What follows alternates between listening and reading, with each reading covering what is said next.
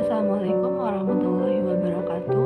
Perkenalkan, nama saya Elena Herliani dengan NIM 201130025. Saya dari jurusan Hukum Ekonomi Syariah kelas A semester 5. Di sini saya akan menjelaskan materi mengenai perusahaan go public dan pasar modal. Apa sih pasar modal itu? Pasar modal atau sering disebut capital market merupakan tempat diperjualbelikannya berbagai instrumen keuangan seperti saham, reksadana, hingga obligasi. Pasar modal dapat dikatakan sebagai sarana pendanaan bagi sebuah perusahaan serta sebagai sarana bagi kegiatan berinvestasi.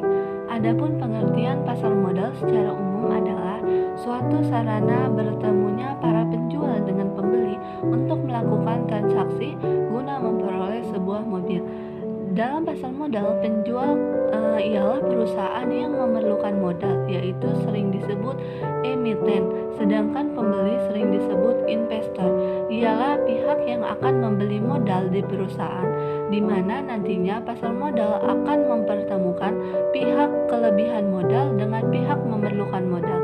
Pasar modal yang berada di Indonesia ini sering disebut BI atau Bursa Efek Indonesia. Jadi dari pengertian tersebut dapat disimpulkan bahwa pasar modal merupakan tempat atau sarana bertemunya antara perusahaan yang membutuhkan dana dari masyarakat untuk mengembangkan usaha, ekspansi, penambahan modal dengan masyarakat yang hendak menginvestasikan dana mereka. Selanjutnya ada pengertian perusahaan tertutup dan perusahaan terbuka.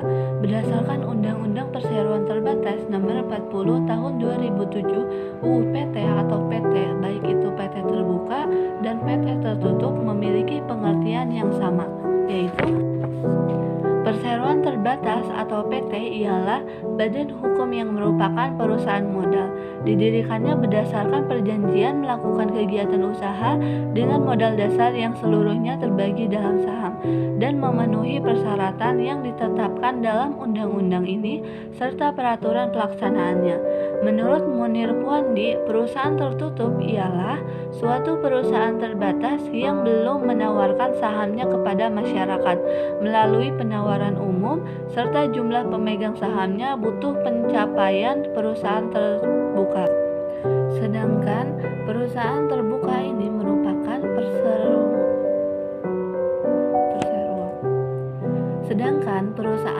ini merupakan perseroan yang melakukan penawaran umum.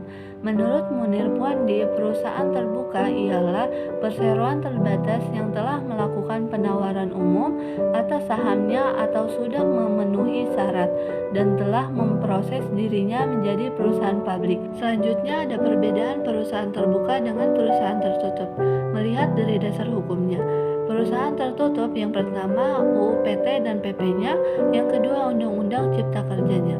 Yang perusahaan terbuka yaitu yang pertama ada UU PT dan PP-nya, yang kedua Undang-Undang Cipta Kerja, yang ketiga Undang-Undang Pasar Modal Nomor 8 Tahun 1995, yang keempat Peraturan BAPEPA, yang kelima Peraturan Bursa Efek, yang terakhir Peraturan Otoritasnya. Melihat dari jumlah pemegang saham, perusahaan tertutup minimal 2 pemegang saham, yaitu ketentuannya boleh dipegang oleh asing.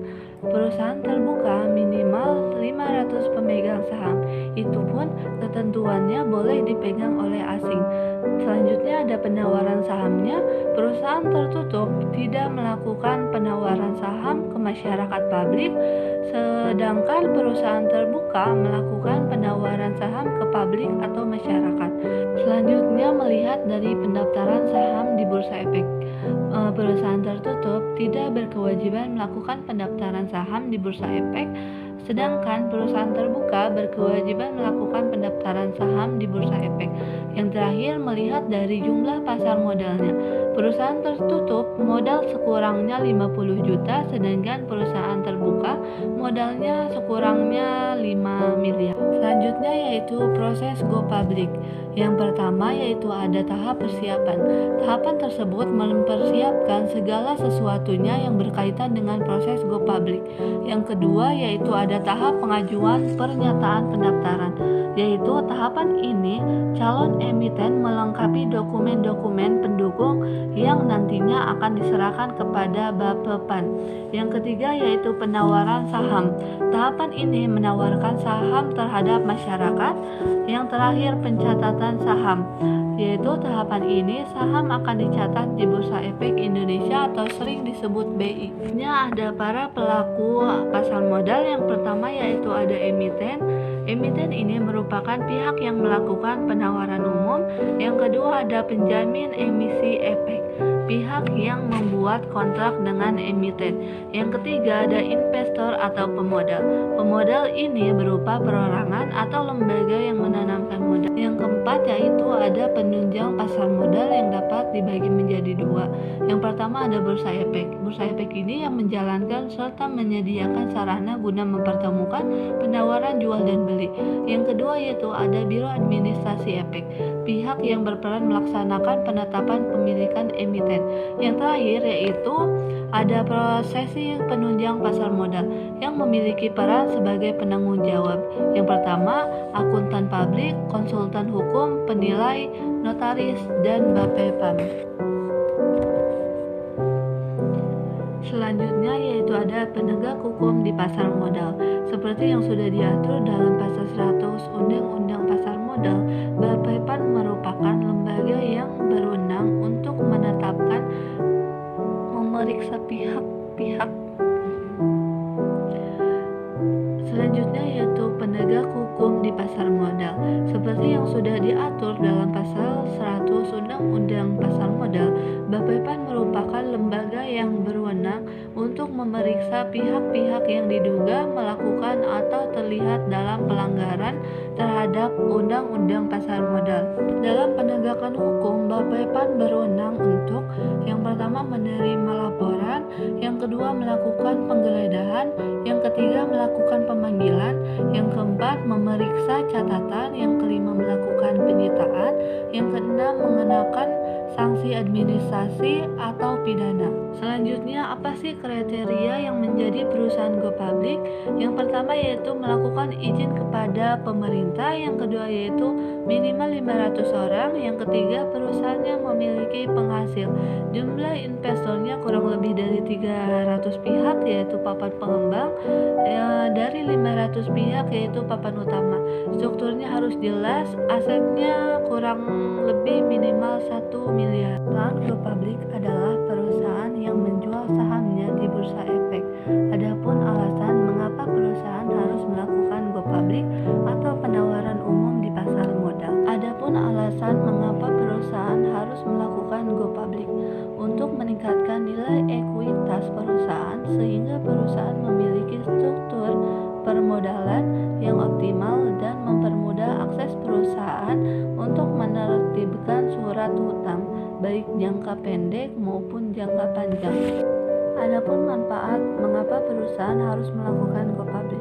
Yang pertama, memperoleh sumber pendanaan baru. Yang kedua, memberikan competitive advantage untuk mengembangkan usaha.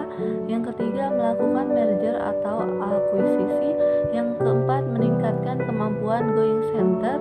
Yang kelima, meningkatkan citra perusahaan. Dan yang terakhir, meningkatkan nilai perusahaan.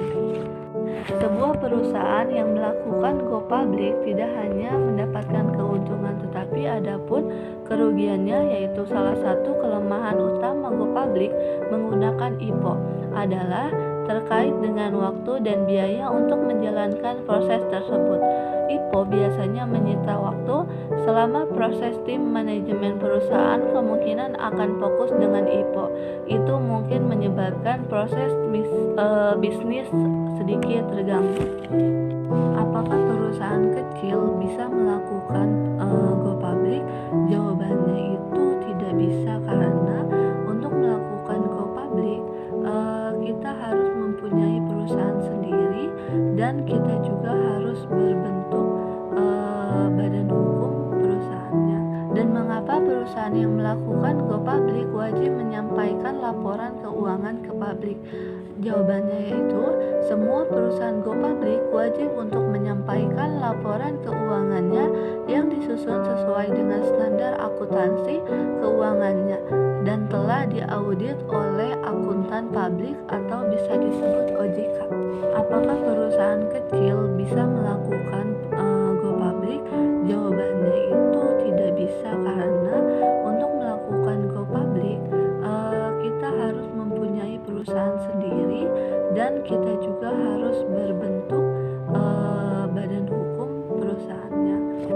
Mungkin hanya itu yang dapat saya paparkan mengenai perusahaan go public dan pasar modal.